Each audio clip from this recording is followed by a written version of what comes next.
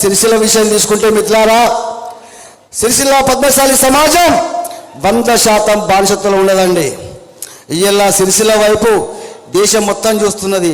అరే సిరిసిల్ల పద్మశాలీలు వాళ్ళ ఓట్లు కూడా వాళ్ళు వేసుకోలేని దరిద్రంలో ఉన్నారా అని అనుకుంటున్నారు. కేటీఆర్కు పద్మశాలి సమాజానికి సంబంధం ఏంటిది? ఏంటి సంబంధము? అందరూ ఆలోచించండి. ఓటు మనది, ఈ సిరిసిల్ల మనది.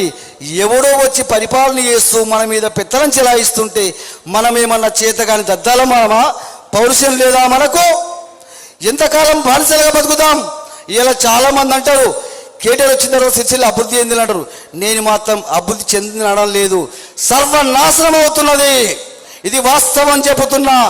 కేటీఆర్ అనేవాడు ఒక బాహుబలి సినిమాను చూపిస్తున్నాడు, ఒక గ్రాఫిక్స్ మాయాజాలను చూపిస్తే మనల్ని మాయమాటలు చెప్పి మోసం చేస్తున్నాడు. మనం ఇంకా మోసపోతూనే ఉందామా? మాకు తెలియదా? బతుకమ్మ చీరల వల్ల ఎంతమంది నేతలు రోడ్డు మీద పడ్డారు మాకు తెలియదా? ఎంతమంది నేతమ్మ కార్మికులు ఆత్మహత్యలు చేసుకుంటారు మాకు తెలియదా? ఏమంటున్నా, ఒక మాట చెప్తున్నా. కేటీఆర్ రాకముందు సిరిసిల్లలో నేతల ఆత్మహత్యలు బాగా ఉంటుండని చెప్పిండ్రు.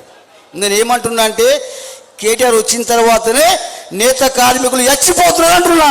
ఎందుకంటే ఆ రోజు కార్గిల్ లేకుల శవాలు ఉంటే ఇప్పుడు మన ఇళ్ళలో మనం చచ్చిపోయిన శవాలు తిరిగి బతుకుతున్నాము. ఇది అందరూ గ్రహించాలి. ఒకసారి మనం సిరిసిల్ల విషయం తీసుకుంటే 1952 నుంచి వెళ్ళి 52 నుంచి కూడా మన పద్మశాలి నాయకుడు ఎమ్మెల్యే కాలేడు. ఎక్కడి నుంచో నెల్లూరుకు వచ్చినోడికి పట్టం కట్టినాము, మన ప్రాంత పోరికి మాత్రం మనం గెలిపించుకుంటలేము. ఎందుకంటే ఇలా తెలంగాణ రాష్ట్రం మొత్తం మీడియా వ్యవస్థలు కావచ్చు, రాజకీయ వ్యవస్థలు కావచ్చు ఒకటే చెబుతున్నాయి. అరే ఎందిరా సిరిసిల్ల పద్మశాలీలు 90,000 ఓట్లున్నాయి కానీ దొరకేస్తున్నారు, దొరకాళ్ళ కాడ కూర్చుంటున్నారు. మొత్తం కూడా మీడియా వ్యవస్థలు పొద్దున్న లేస్తే ప్రతి మీడియా వ్యవస్థ ఒకటే చెప్తుంది, అరే సిరిసిల్ల పద్మశాలీలకు వాళ్ళ ఓట్లు వాళ్ళకి వేసుకునేటువంటి శక్తి లేదా అంటున్నాయి.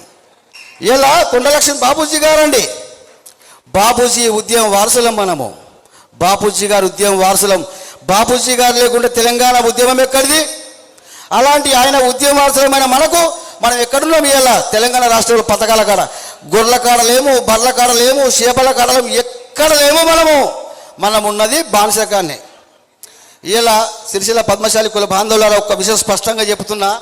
అక్కడ కొండలక్ష్మి బాపూజీ విగ్రహం ఉందండి. 5 ఏళ్ళు విగ్రహం పెట్టుకోవడానికి అనుమతి ఇవ్వని ఒక నియంత సిరిసిల్ల పద్మశాలిని ఏ విధంగా అభివృద్ధి చేస్తుండో మీ గుండెల మీద చేతి పెట్టుకుని ఆలోచించండి. పద్మశాలి కుల బాంధవులారా, ప్రతి ఇంటి మీద పద్మశాలి జెండా వాతండి, ప్రతి ఇంటి మీద పద్మశాలి జెండా వాతండి. పద్మశాలి కాని వాడు మన ఇంటికి రావాల్సిన అవసరం లేదు, మన ఓట్లు కూడా అడిగే హక్కు అర్హత మనకి లేదు. ఎందుకంటే ఇలా 40 లక్షల జనాభా ఉన్నది. మనకు 20 నియోజకవర్గాలు శాసించవచ్చు. మనం తలుచుకుంటే రాష్ట్ర ముఖ్యమంత్రి ఎవరు ఉండాలో మనము శాసించే శక్తి మనకున్నది. కానీ మన బలం మనకు తెలియకుండా మనతో ఏం కాదని చెప్పి నిశ్శబ్ద ఉంటున్నాం కాబట్టి ఇలా బానిసత్వంలోకి వెళ్ళిపోయినాం. మంత్రి కేటీఆర్ గారు మనొక మీటింగ్లో అన్నాడు, నేను పుట్టిన దొరబిడ్డనే కానీ పద్మశాలి బిడ్డకు రుణం తీసుకునే అవకాశం నాకు కావాలన్నాడు.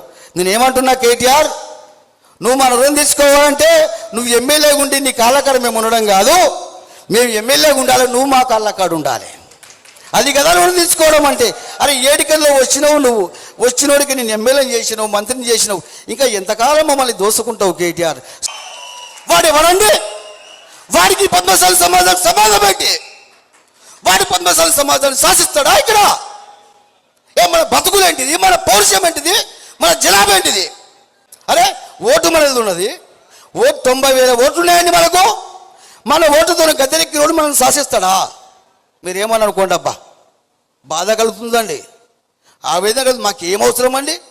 కుటుంబాలను పక్కన పెట్టి అదే పనిగా తిరుగుతున్నాం. అదే ఎందుకు కొడుతున్నామంటే జనాభా పెద్దగా ఉన్నది, 40 లక్షల జనాభా ఉన్నది. ఇలా తెలంగాణ వచ్చిన 10 ఏళ్ల కాలంగా అసలు పద్మశాలి సమాజానికి ఎలాంటి సంక్షేమ పథకాలు లేవు.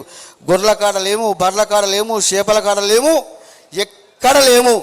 వాస్తవం చెప్తున్నా.